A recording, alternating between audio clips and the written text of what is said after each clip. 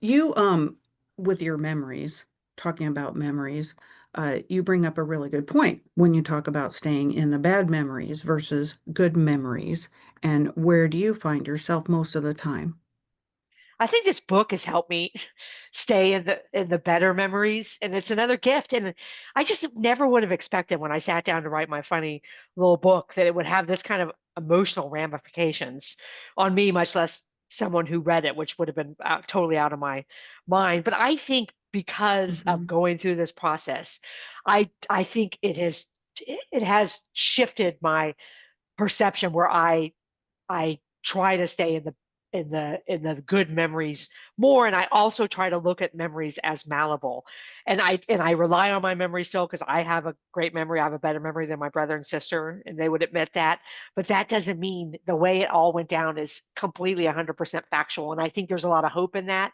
And I Mm. think there's a lot of almost emotional freedom in that. Like I don't have to be anchored to that anymore all the time. Like it happened, but that doesn't have to be the anchor for the rest of my life.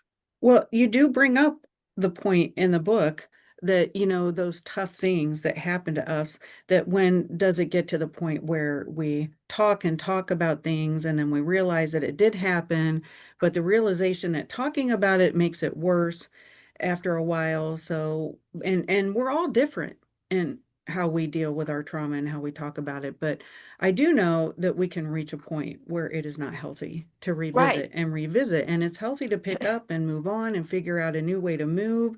Did this book help you do that? It seems like it did.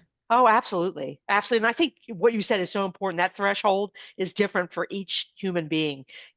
Each of us have a different threshold for, when we're ready to say, okay, that happened, that was bad, but I'm going to move forward now. And I don't think it's even done in a definitive way or, an absolute way. I think it's just done emotionally. And then we're just ready to go to the next thing. I love this. I love the line in the book, and this just made me think of it. It's like the baggage carousel at the Yeah, airport.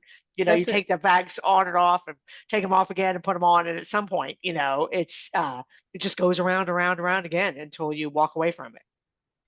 Yeah, I had that visual in my head when I was explaining that to you, because that's what it feels after a while. It's just it is time to kind of pick up and get those luggage off the carousel and then go off and move on. And we need to do that at times.